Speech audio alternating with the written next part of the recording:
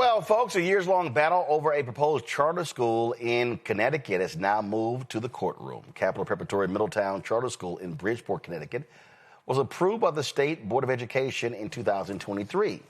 But here we sit 2 years later, and they still haven't received any funding, and they've never opened their doors. Now the charter network is suing the State Department of Education, challenging an October decision that says the board can approve a charter, but only the legislature has the authority to actually provide the money. Joining us now, Dr. Steve Perry, head of schools with Capital Preparatory Schools. So let's go right here, Steve. So for the folks who don't understand this story, the state goes through a process. Capital Preparatory, your school there, is ranked number 1. Not 2, not 3. You're ranked number 1. They decide to not fund the number 1 ranked school, but fund the number 2 and 3 ranked school.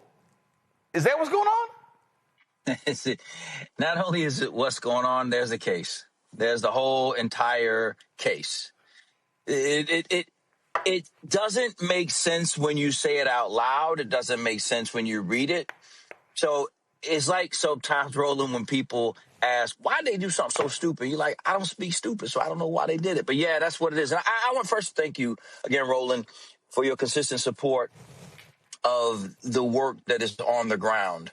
I know you get the opportunity to talk to a lot of really important people, but you also take the time to recognize that important people are not always people who people know. And the children of Middletown, Connecticut, a town that most folks wouldn't even know exist, they're important too.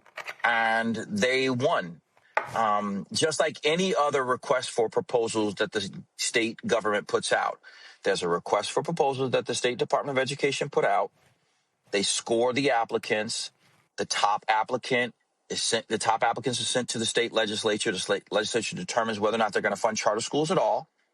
When they put the money in the budget to fund charter schools, the law then says if in any given fiscal year 2 or more charter schools have been approved and are awaiting funding, then the State Board of Education shall determine which school is funded first, which in this case would mean Capital Prep, the number 1 school in the applicant pool. But as a result of some skullduggery by 2 white legislators, one is named Matthew Lesser, Senator Matthew Lesser, and the other one is Union Boss. She's literally the vice president of the NEA in the state of Connecticut, and she's a state senator. These 2 people conspired. What's her name? Her name is Jan Hockadell, Senator Jan Hockadell, Union President Jan Hockadell. No conflict of interest there. What they did was they conspired with the Senate leader. His name is Senator Marty Looney. And they agreed that because these 2 senators,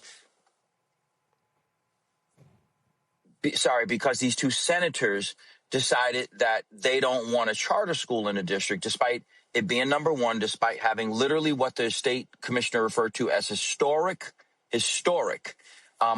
approval in the community, these 2 white legislators decided that this black-founded school would not be allowed to open, despite the fact that in Middletown, which again is a town that most people wouldn't know about, the black children are performing so low that if they were their own school district, they'd be one of the lowest performing school districts in the state of Connecticut. So the disparity is that great. So not only is it that they don't want a charter school, they don't want your charter school. That would be true.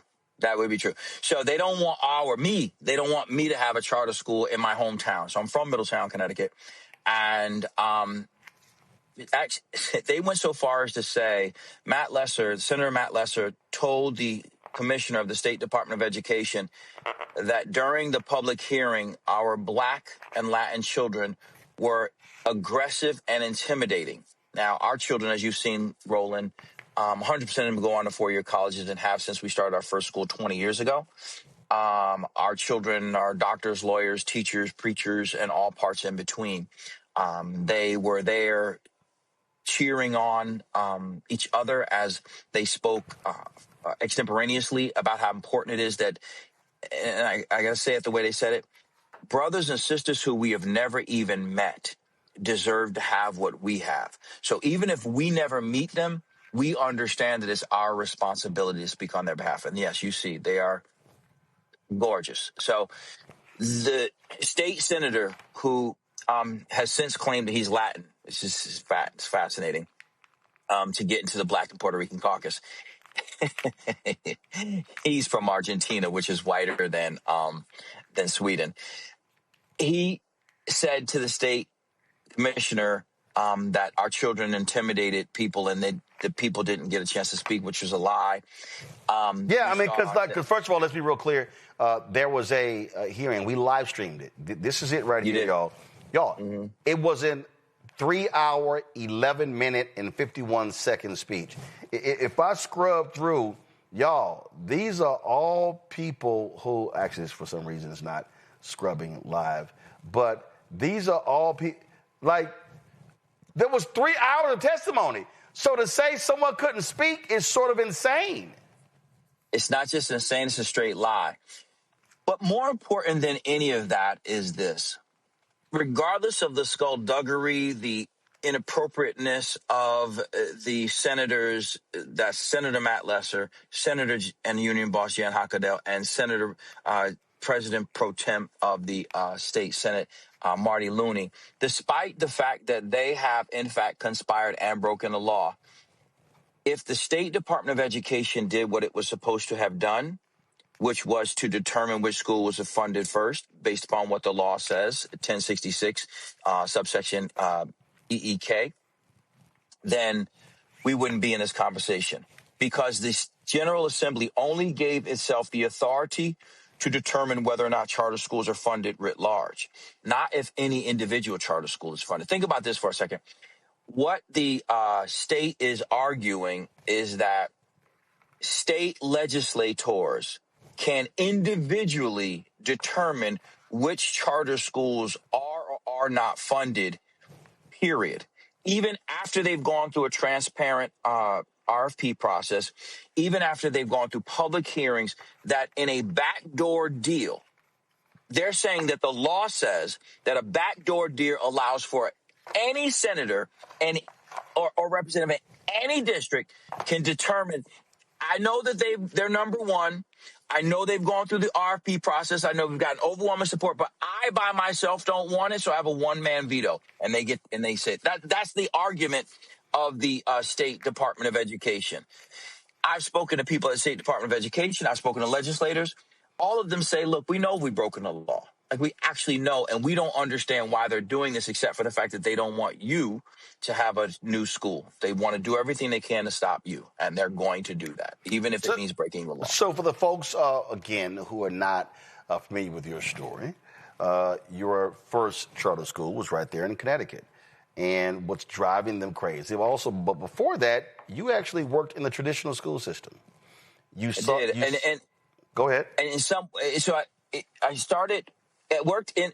Why we started our schools, Roland, is because I had an Upward Bound program. And those who are familiar with Upward Bound programs, they're programs that work with children from historically disadvantaged populations in their schools. So I was in the schools supporting this neighborhood schools, working with their teachers and the principals. And then I would take the children during the summer and I would provide them with academic enrichment in anticipation of the upcoming year. But Roland, what started to happen was I would work with them for 6 weeks. Let's say I would have them in algebra during the summer in anticipation of them taking algebra in the fall. They take algebra. They'd be enrolled in algebra for the fall, and I would go look at their schedule 2 weeks in, and I'd find that they were something like extended algebra or basic math. And I'm like, well, why are they in these classes? Like, what happened? And after so many times of asking this question and coming away with the flim and the flam, I just said, you know what? I could run a school at least as well as these people. I mean, I could suck at least as bad as them. So we started our own magnet school in the Hartford Public School System. And from the first year, 2005, 2006, to today, 2025, 2026, every single graduate of Capital Prep, whether it's in Hartford, Bridgeport, or Harlem, and now in the Bronx, every single child who's graduated from Capital Prep has been accepted to a four-year college, full stop. So you've had massive success. You've taken students that have operated in the traditional system that failed, brought them Yes. up to speed, educated them. So they literally are saying, we're going to penalize you, Dr. Steve Perry, and Capital Preparatory because you're too successful.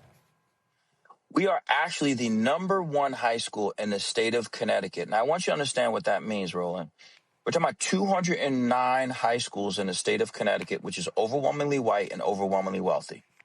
I want to say that again, overwhelmingly white and overwhelmingly wealthy. Depending upon who you ask, Connecticut is either #1 or #2 in the United States of America in terms of academic performance. Capital Prep, a school in Bridgeport, Connecticut, that's 100% Black and Latin, 70% poor, is the #1 high school in the state of Connecticut for college preparation. The #1, not just this year, but for the past 3 years, right? Let's take that one step further. In addition to that, we're also the school that's always either #1, 2, or 3, depending upon what happens in a given year, but in the top 3 in terms of hiring Black staff. So we have the most Black teachers and the highest performing school as it relates to sending children to college and getting them ready for post-secondary life.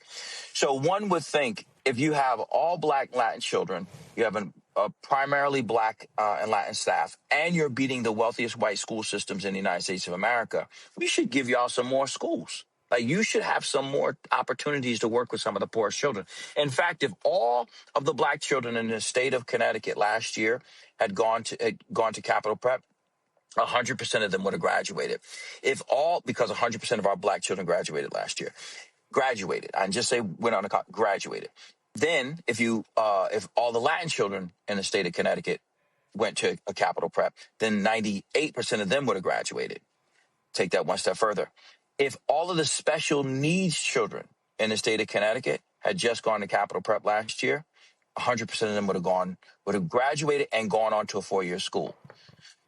So you got to ask the question, what is it about a state that has a long reputation of denying Black people access to an education? Most folks don't know that the first historically Black college was supposed to be in New Haven, Connecticut, but Yale University squashed that. A woman by the name of Prudence Crandall was run out of the state of Connecticut because she chose to educate Black children. And today, ironically, or hypocritically, there's a statue in the rotunda in the legislature. This is a state that has made its business about stopping Black people from educating within the state of Connecticut. Less than 4% of all teachers in the state of Connecticut are Black. So we have a underqualified state commissioner who is not a serious candidate, should not have ever been made the commissioner, who happens to be of color, who allows herself to be led by her nose by the teachers union. And she knew that she had broken the law because we talked about it, Roland. And you know me, we've known each other a long time. She called me. We had a meeting, and she said to me, Dr. Perry, if there's ever an issue, please just call me directly so we can work this out. I said, you got that, Commissioner Russell Tucker. So I called her, and I said, this was in December of 2024. I called her December 10th, and I texted her, and then we spoke. We got on the phone, and I said, Commissioner, I got something to tell you. And she said, what do you got? I said, I think y'all broke the law. She said, what do you mean? I said, well, and I showed her the law that says that if in any given fiscal year 2 or more charter schools have been approved and are awaiting funding, then the State Board of Education shall determine which school is funded first. She said, oh, my goodness, we've never done that. I said, I know. I'm aware of that. And I said this to her, Roland, you shouldn't say that too many times because you're admitting to breaking the law, because it clearly says it. She said, I see why you say that. And so I said, well, if you could, I feel like we have an elegant solution here. The school that you actually did fund didn't open. I don't know if I told you that before. Wait a minute. So they funded a school, and the school they funded, it never opened? It didn't open. It didn't. This is the person you're talking about, Charlene Russell Tucker, here. Go to my iPad, Anthony. This is her. Go ahead. Yeah. So Charlene Russell Tucker told so I said to her, it says, we got this elegant solution here. You have the money on like literally right now to give to us because you didn't spend it in the first place. Why don't we just work something out? You just, you made us wait a year. Not cool, but it could be bygones if you just put us in the next agenda so that you can vote on it. We thought we were moving forward, Roland. We thought it was going to be a real easy conversation among adults acting like adults. But then we got on a call, and she and her attorney, Mike McKeon, who was a joke, got up there. And during that call, he said, I understand. I see both sides of this. And we thought that we were moving in a reasonable direction. Members of her team even approached her. I know because we know a lot of the people on the inside of her organization. And member at the State Department of Education said, Russell Tucker, he's right. The state board should have selected. And if the state board selects, then they have to choose a number one applicant, which in this case is Capital Prep. Now, keep in mind, Roland, I never said that we shouldn't give money to the second school. I want you to completely understand that. And I still don't say it now. I mean, it's not their fault that they got the money the wrong way.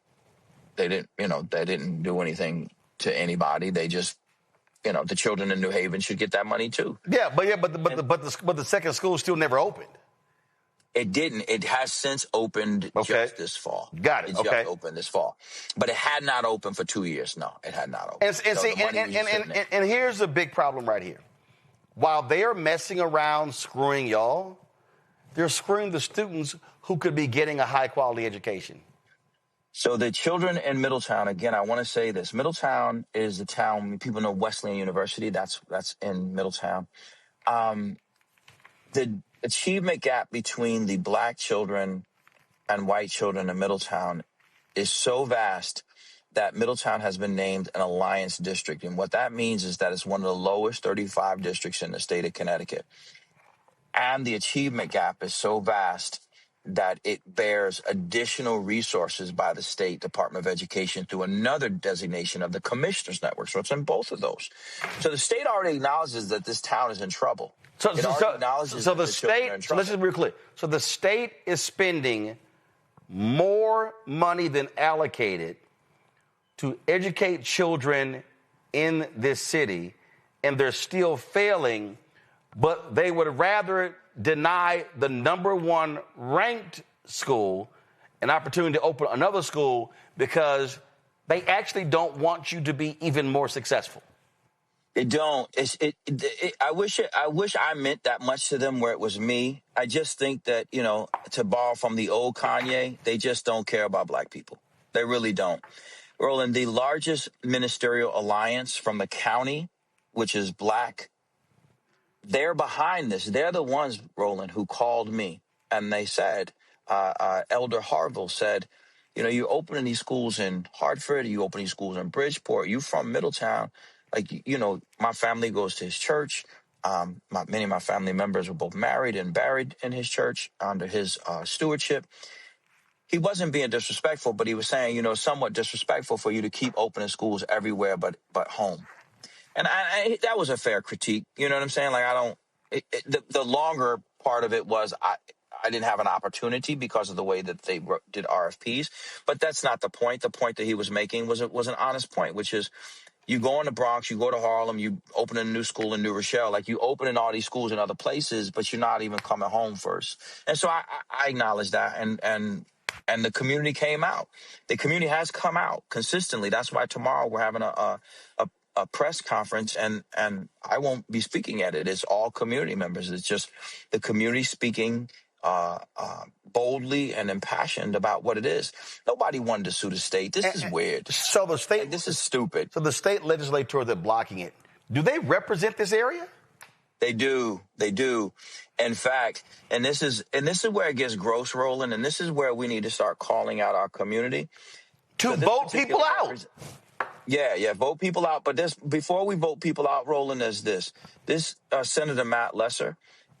He was somebody who this particular church that I'm talking about, they honored. Like, he would come in with his little goofy citation and, whatever citation they give him, whatever. And they treated him like a brother. And so much so that when they pulled him aside, they said to him, "Are you really serious?" Like what they said to him in a meeting again that I wasn't even a part of. They said to him, "This is not Dr. Perry's school. This is our school. We called him to do this. He works for us." And what Matt Lesser said to Elder Harville, he said, "You are beating a dead horse in his sanctuary." Wow. This is a man who has been in there glad handing. If you were to go on his website, you see pictures of him there. He has used black people. He continues to use black people. And what Elder Harville said, he said, "We don't ask y'all for nothing. We do everything you ask us to do. And all we're saying is we're not even taking anything from you guys. We're just saying we want to do our own school. We want to serve our own children." Matt Lesser has done everything he could to make sure that doesn't happen. So people like him tend to hide back in the shadows, and we don't know who they are. That's why I'm saying his name. I'm saying his name so that people can understand that this clown, and he is a clown, is somebody who is openly working against the black community. Because if he were a true representative, he would have to do the following. He'd have to say, wait a minute, y'all won fair and square. Even if I don't want a charter school, you won. So it is what it is. But that's not what he's doing. That's not what he's doing at all. The reason why we're suing is because he started the breach of the law. But the real reason is the commissioner and the State Department of Education had the opportunity to right this wrong. Even the governor, Roland, you won't believe. So even the governor now got himself ensnared in this. And now he's taking this stance. And everybody knows that Governor Ned Lamont does not have a real strong footing in the black community. He's a Democrat, so he gets it just by default. But I mean, Ned can't go into the hood. He can't rally Bridgeport, Hartford, and New Haven. He needs emissaries. And more people are seeing that he's a man who has no juice in the community, and he can ill afford to lose 5, 10, 15% of black people like many of the national politicians did against Trump. Can't do it. He won his last election against against a Republican, 51-49. He can't lose 5%. When is his? He's coming up. Is this year? Next fall. He's running for governor. So he could have stopped this too. You mean the governor? The governor. He could have stopped this too. Yep. When is Matt Lesser on the ballot? Next year too? Same thing. The same. They both are in the same. Yeah. All right. So suit's been filed, and you know what? I think we might want to do a road trip.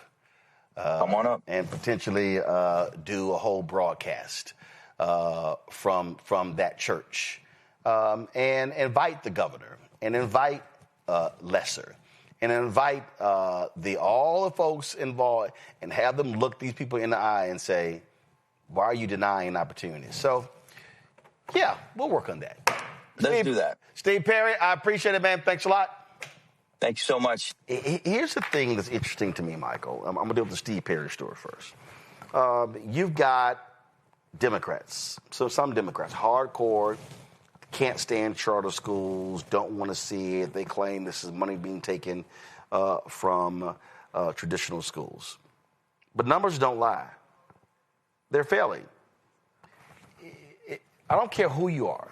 If you actually say you care about the kids and the parents, if I have the number one ranked school in the state looking to open a school with their success, and I have a decrepit school right here, this is a no-brainer saying this has failed. Let's give them a shot for the benefit of the kids. And Roland, hey, and happy holidays to you. You know, it's interesting because we went through that, this particular issue in Washington as well, between the battle between where does that education pot of money go? Does it go to the traditional public school system, or do you siphon off some of that money to give to charter schools? And then and I'm going to come to your question in a second, and then on top of it, You have the union issue, teachers union issue, which is in public schools, at least in Washington, D.C., the teachers are unionized and can union, collective bargaining, the whole thing.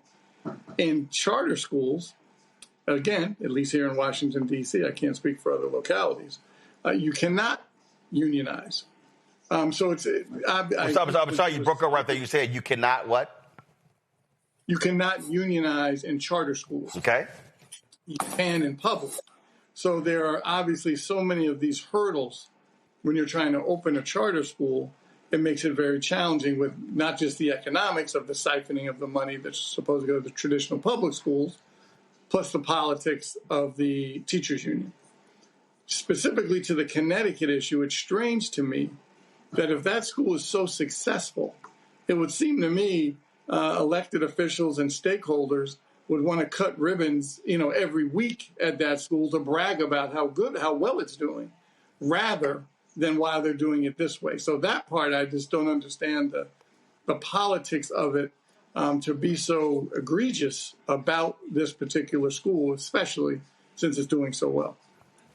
Zamora, what makes no sense to me is if you actually care about education, you want what's best for the kids.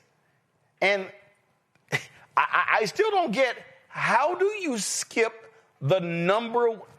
a whole review process, and you come out number one and you skip them, but you give money to the number two? Yeah, that definitely doesn't make any sense. It's like you already know that these are the rules and the laws are set in place for a reason. And the school is doing significantly better than most schools. They're doing well with Black kids. They're doing well with Latino kids. They're doing well with disabled kids. How do you not look at the numbers and look at the progress that they're making and not support that? It shows that historically you have been not doing what it takes to support these communities that are set up incorrectly in the beginning. And here we go again. You see they're doing successful. You're not paying attention to their success. You have given the approval. The school that you said you wanted to give the money to, they didn't open. How would you not make sure that the school that should have the money that has proven to be very successful is receiving the funds for that? That it just doesn't make sense. And it shows that you don't want Black and brown kids or disabled kids to be successful. You want to do things that continue to hinder them, that continue to marginalize them, and to continue to not allow their education to be put first. You keep creating all these obstacles that stop these individuals and these communities from being successful. Why continue to marginalize them when you see that they are being successful? This is your chance to own a piece of the creator economy. And with StartEngine, investing in Fanbase couldn't be easier. Just visit startengine.com/fanbase and click Get Equity. Opportunities like this don't stay open long, but your investment can help build a platform that pushes the future of social media forward.